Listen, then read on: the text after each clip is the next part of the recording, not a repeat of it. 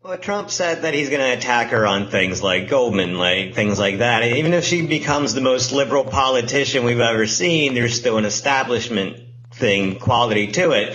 And, the Sanders voters are going to be maybe the key voting bloc to decide this election, particularly the independent voters. A lot of the independent voters weren't deciding between Bernie and Hillary. They were deciding between Bernie and Trump. And there's plenty of Democrats, by the way, who also say they will never support Hillary Clinton. And now you have Trump, who's anti-establishment, anti-Iraq war, anti-trade deals, anti-interventionism. There's a lot to like for Bernie supporters who don't care about things like Muslim bans or walls. Eric, how many of these voters do you think Trump can win over?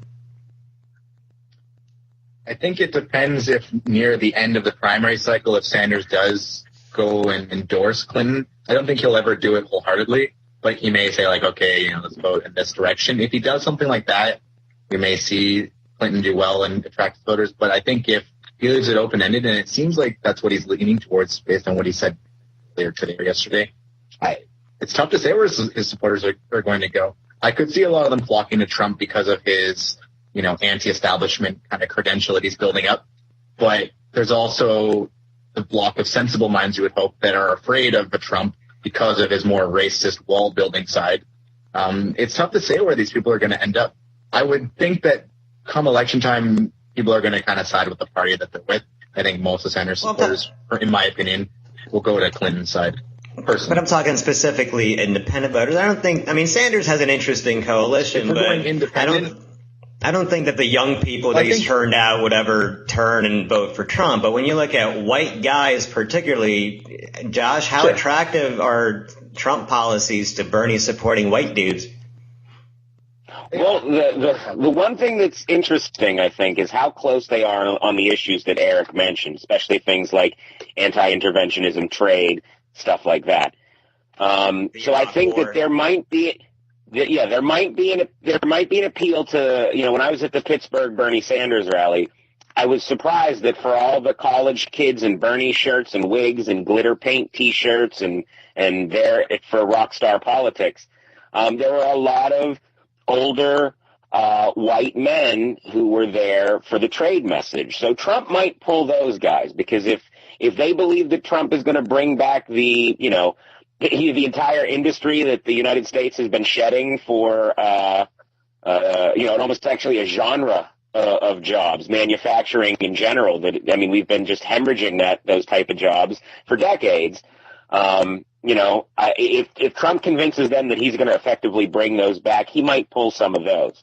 But for a story I'm writing today for Latest about basically about how the Bernie Sanders supporters are essentially wrenching their garments on social media right now and crying to the sky. What I'm seeing a lot of them saying is not that they will vote for Trump, but rather that they will just stay home, which they are, thinking is sort of like letting Trump win. Again, I think that if they just stay home, I think Hillary might be all right, and the Democrats might be all right because of things like the court and which again is an issue that Republicans are foolish to make an election issue because I really feel like,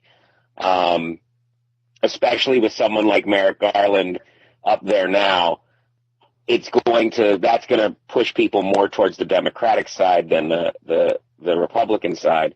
Especially since it appears like the Republicans are shirking their duty or trying to game the system, which, again, this is an election for people being aware of that. The other thing that I think is notable and kind of a side note is that, the Bernie Sanders message about money in politics and sort of the old trickery stuff, it's not working this time.